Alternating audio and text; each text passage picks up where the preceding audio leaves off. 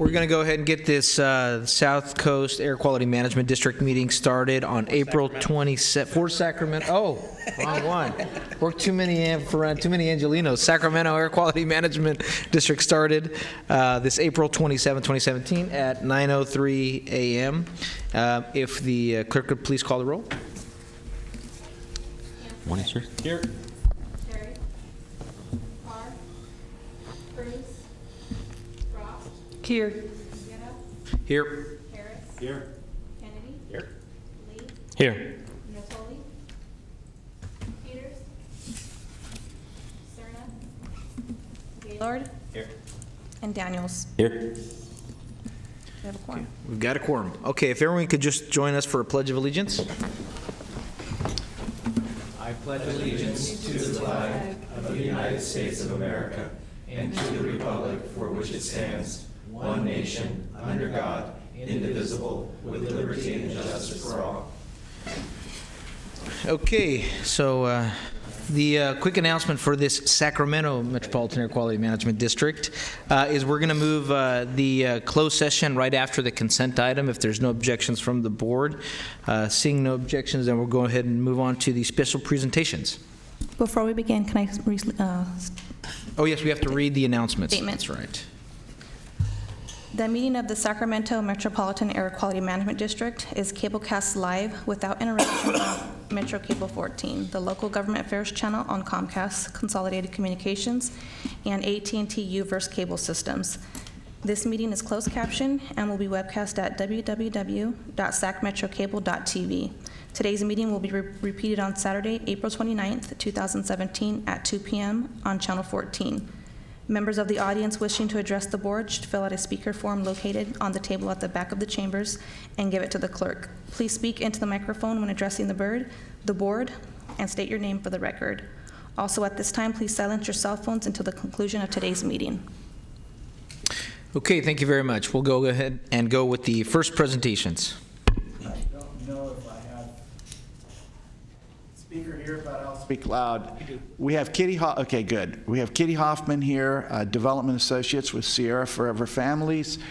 It's a nonprofit that the district has worked with for quite a number of years, and she wants to give us an award, which is always a nice thing. Great. Please come to the podium. Thank you. Just speaking to that. Oh, perfect. Well, first off, I want to thank my good friend Joe Carl for having me here, and everyone for your participation in giving to Sierra Forever Families. This past year, you all were able to raise $5,000, which is enough to place a child into a forever family and provide them therapeutic support services for life.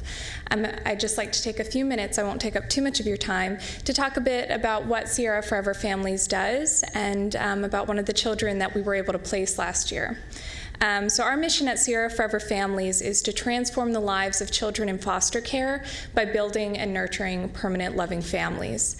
In just the Sacramento area alone, 10 children enter the foster care system every single day.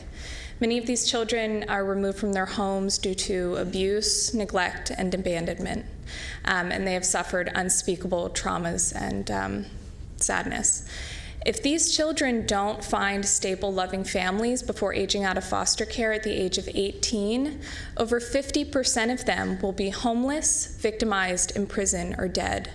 And 65% of unwed females will be pregnant by the age of 20. And so that's why Sierra does what we do. We go to the county and we specifically ask them, who are your children that aren't getting adopted, that have been in foster care for 2 years or more? And those are the children that are in sibling sets that shouldn't be separated. They have physical or emotional special needs or mental special needs, and they're children of color. So those are the children that we work with. And I'd like to quickly tell you about one of them, Kate. At the age of 3, Kate was removed from her home due to extreme abuse and neglect. Her mother was a drug addict and an alcoholic who, when not moving from motel to motel with Kate, would leave her literally on the doorsteps of relatives before disappearing for weeks at a time. Over the next 12 years, Kate was moved through 4 homes, and her name was changed 3 times. Her first name was changed. Can you imagine? She was actually adopted by 2 of those families, but they decided to return her. With each and every one of her moves, Kate continued to suffer severe emotional and physical abuse. In one of the homes, she wasn't allowed to sit with the family when they were eating, and she wasn't given the same food or snacks as the other children in the home. But in spite of the mistreatment that she had suffered for the entirety of her short life, she still loved to sing and play, and she made great friends with her kids, with her friends at school. But finally, the fourth family that she lived with decided that they no longer wanted her, so they checked her into a psychiatric ward. With her, Kate took a photo album that she had made of that family because she loved them so much. Even though doctors said that emotionally and mentally she was quite all right, they left her there. They refused to pick her up.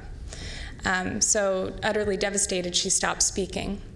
When Sierra Forever Families took on Kate's case, she was mute, had been placed in special education classes, and had been labeled, quote unquote, unadoptable, which we think is unacceptable. Through Sierra, she was given the supports that she needed, the consistency with her therapist and youth permanency worker, and with these supports, she began to open up to the idea again of having a family, and she began to heal those past traumas. And one thing that I love about Sierra is that we specifically recruit families for those children. We go out into the community and we know what our kids need, and we find families that can give them that. And we found just that family for her. And in fact, they gave her the power to choose her own name. And her transformation is really incredible. She's mainstreamed out of special education classes, and she goes to a science and technology high school. And in fact, she performs slam poetry now. If you don't know what that is, it's where you get on stage and you've written poetry and you actually shout it. So she's speaking again, and she's telling her own story, and she's chosen her own name. And I mean, that wouldn't be possible without the support from our community supporters, so we so appreciate it. I mean, getting kids like Kate out of foster care, it keeps them off of our streets and out of our homeless shelters and out of our prisons. Just last year, we were able to serve over 700 children, which is, like I said, thanks to our wonderful supporters. So thank you guys for having us here. Great, thank you, and thank you for that presentation. Also, thank you to Sierra Forever Families. I think the point is that kids are kids, and everyone needs that loving support to get to the end. And Kitty would like a photograph if you would come down. And Oh, great. Okay. Thanks. Oh, perfect. Thank you.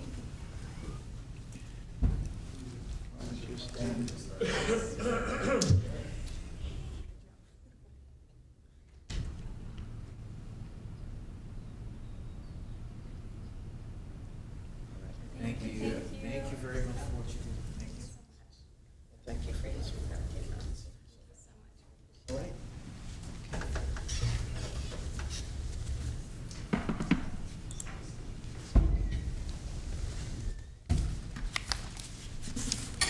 Okay, then brings us to our next item,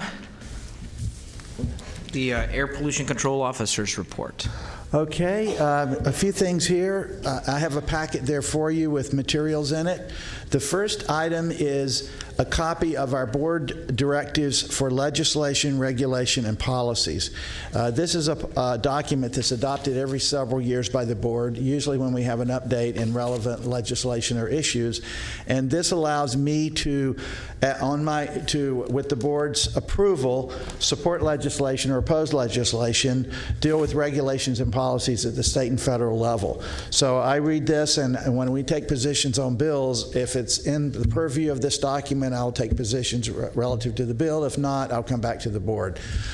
Bills that we've taken support positions on so far this year: 1014 Cooper. It is a bill that re-ups a sunsetted approval for universities and for hospitals to a testing time frame for their backup generators. This helps them to stay in compliance with district rules, and it is sunsetted, so we supported that, of course. AB 1132 Garcia. This is a bill that would allow, in very egregious situations where a business is directly impacting public health through something, it was like the battery plant in South Coast, or something where you have an immediate impact from something that we permitted, for the APCO to do an abatement order immediately for that piece of equipment, and then to have that heard by the hearing board. Normally, it's about 15 to 30 days before we can get to our hearing board, and if there's immediate public impact, which you would want me to be able to do, I think, I would be able to do that. But there's some good fences around this, but it would be unusual for that to be impact some business in Sacramento. It could happen, but certainly in South Coast, they've had 2 or 3 recent incidents where that's been very important to the community if the APCO had had that authority. The third bill is AB 1274 O'Donnell, and this bill would add a 7th and 8th year to the ability of people who have purchased new cars to be able to not do smog check, but to pay a $24 fee into an abatement fund that comes directly to the Moyer program. It saves money. It's about a $10 savings for consumers, not having to get a smog check for their vehicle for that. We did an analysis at the Air Resources Board. There's a 3-to-1 air quality benefit by doing this. We wanted to be sure there was an air quality benefit. And this would triple the money we have available at the district for incentive programs for ag equipment, for trucks, and other things like this. So we would go in the region from about $5 million a year to $15 million a year. So this would directly support our business community and people in the community at no impact to consumers. So we feel like this is a really important bill. And the last bill is SB 563 Laura. It's a wood stove incentives bill. It would allow us eventually the potential of getting funding into our wood stove program, which we could then put out across the board to citizens, families in our communities in Sacramento County that want to change out their wood stoves. So it would be a very supportive bill of us. So that's the bills that we have supported thus far this year. And if board members have any issues or questions with that, we can certainly discuss that. And there'll be more. I'll give you an update in May. You realize, of course, we're in the session. These are bills that have been going to their first committee, and the deadline's coming up, I think, at the end of this month for bills. And that's the South Coast thing, I'm sure, was that you had seen a lot of bills about South Coast, and we have supported a number of those ourselves. The next item I have is a cap-to-cap trip. I have a copy of our executive summary here for you, the 4 issue papers that we have for that trip, federal incentive programs, federal funding and grant programs supporting those ones that we use here at the local area, resiliency, and biomass as an issue for a source of alternative energy and economic vitality. All of these, the Air District APCOs help put these together along with Valley Vision. Valley Vision is our Clean Air Partnership. They run that for the region with Breathe California and with the Chamber of Commerce, and they also are the people that run our cap-to-cap team very professionally, and I think the air team is the best team every year. So, and one of the reasons is because we have their strong support for that. And the next piece of paper is a list of the people on the air team. We have 5 directors, Cruz, Frost, Guerra, Hansen, and Natoli, who will be going back as part of the air team this year. And you can see here it's a very strong team. We'll have 15 to 20 meetings back in DC advocating for air quality and advocating for those issues that you saw on the paper there. The next item is I just wanted to remind the board that we sent a letter in and have been very strongly supportive of the VW Green Cities initiative. There is a tremendous amount of money coming to California through the VW settlement. One of those initiatives is called Green Cities. It will be 2 cities selected that will get some intense electrification. Sacramento has been the selectee by VW for that. The Air Resources Board has to validate that. So we're hoping that they do that in May. That's a total of $44 million over a 10-year period for chargers, for vehicles, and for public education. There are many other funds coming through the VW settlement, which of course our district will be working hard to get funding into the Sacramento region. And we work very closely with a whole range of partners, the county, the city of Sacramento, SMUD, and just a whole range of partners in that effort. The next issue is the electric school bus event that we're going to have. You have the flyer there. This is, we're just tremendously excited about this. This will be the largest school bus deployment in the electric school bus deployment in the United States. There'll be 29 school buses. We have a tremendous set of partners that you see down here. Elk Grove, Twin Rivers, and Sac City school districts will be where these will be going into, and these will be going, that will run primarily through disadvantaged communities. You can see the people here that are going to be speakers. I think we pretty well nailed most everybody down, and it's possible that Representative Matsui will be able to attend this event also. We also have a car share event, which you'll hear some more about later in this meeting. I wanted to remind the board members that Breathe Fest is coming up. This is our celebration of clean air in Sacramento. It's Thursday, May 11th, 5:30 to 9 p.m. at the rail yards. I've got an email out to the board members. If you want to attend and sit at our table, please let myself know, or the staff, Selena, let one of the two of us know, and we will make sure that you're on our list for that event. And the last thing I want to do is to introduce a new employee, Laura Lee. Would you stand up? So this is Laura Lee Lacosi, and she joins us from Spokane, Washington, where she was a maintenance engineer with Honeywell in an electrical materials manufacturing facility. Prior to that, she interned in manufacturing environments with Kraft Foods, Oscar Mayer, and Toyota. And we're always happy when we get people with business experience. It lets them think about what it's like to be on the other side when they're out looking at permitted facilities and so on. So that's always excellent.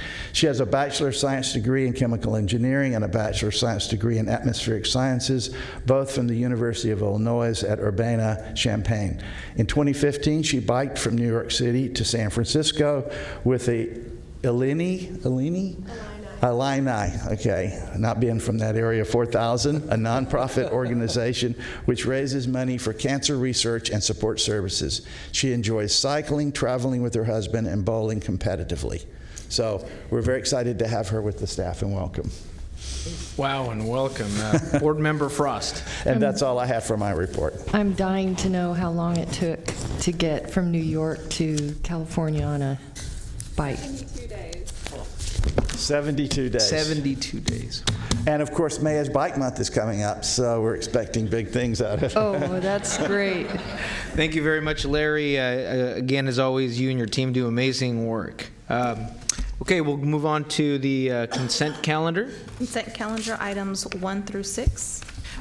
It's been moved. Is there a second? Second. It's been moved by Board Member Hanson and seconded by Board Member Kennedy. All those in favor signify by saying aye. Aye. All those opposed? All right, measure passes. We'll go on to closed session at this point, and then we'll be back to finish our discussion items.